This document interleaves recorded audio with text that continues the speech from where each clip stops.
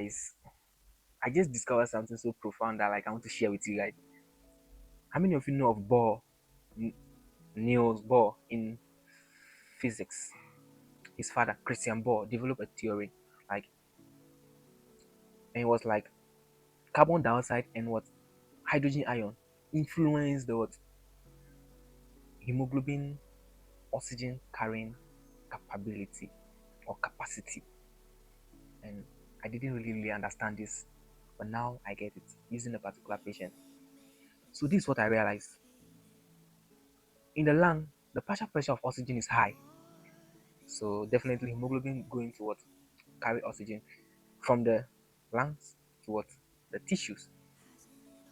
Here is what you don't understand. What make you think that when hemoglobin carry that oxygen, it gets to the tissue, you know that, oh, this is where I should put the oxygen, and then go back to pick it again. This is a loop. And when you understand the loop, a whole lot of things will become clear to you. So this is it. The conformational change that hemoglobin goes through is what help it to what? To exist as what? Oxygen carrying and oxygen releasing hemoglobin.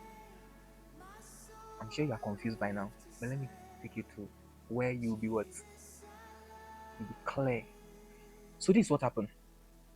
In the lungs, hemoglobin binds to oxygen, has high affinity for oxygen, binds to it, carry it, and send it to what? To the tissue. Mind you, in the lungs, that happened because the partial pressure of oxygen is high. In the tissue, the partial pressure of oxygen is low. So the conformational change that hemoglobin exhibits there is what we call the R state. Oxygen, hemoglobin is just relaxed. Charlie, oxygen, come on board, come on board. Oxygen come on board, binds to it, and then they get to the tissue.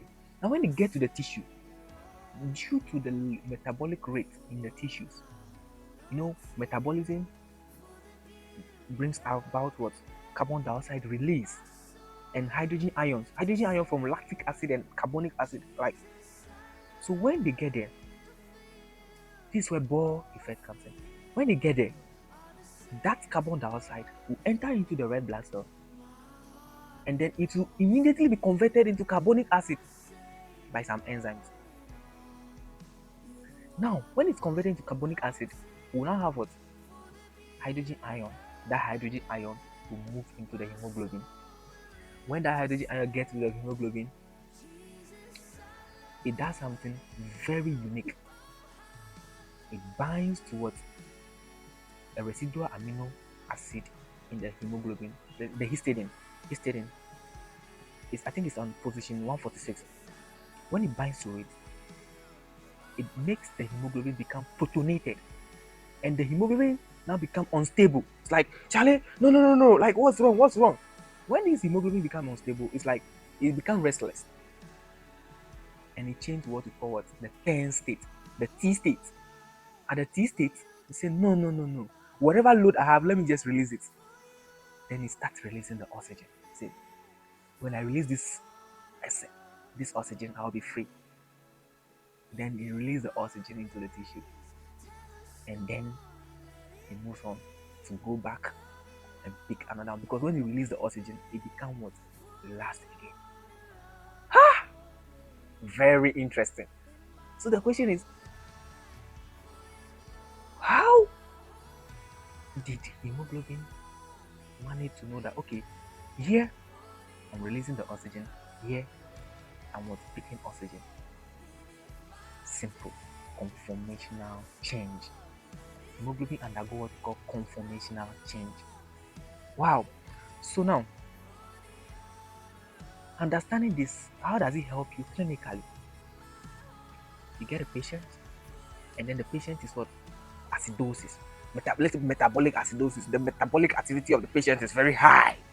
It's like it's uncontrollable, like diabetic ketoacidosis. And then you realize that the SpO2 of this patient is what? Is reducing. It's like 80, 85.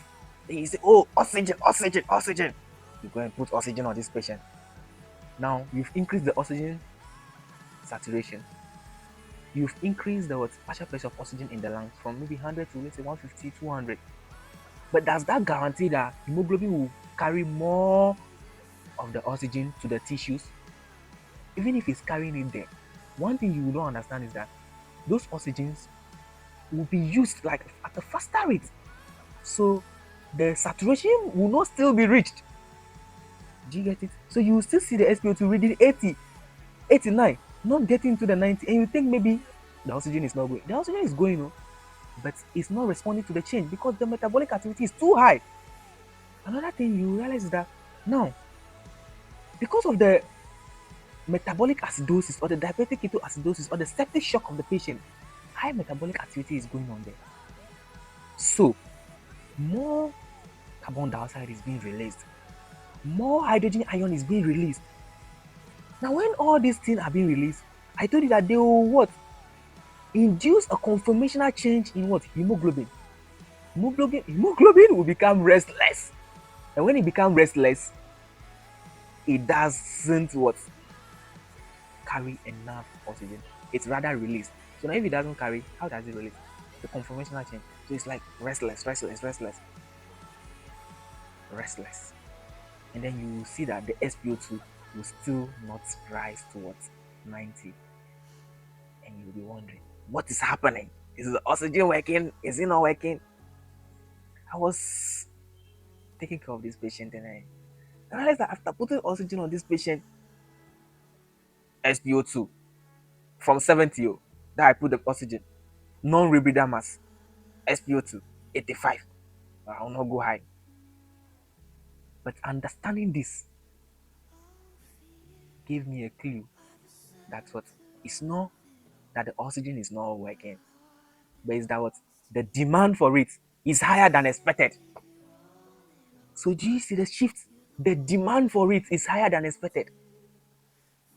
So let me ask you, what will you have done differently for this patient? Let me know in the comment section.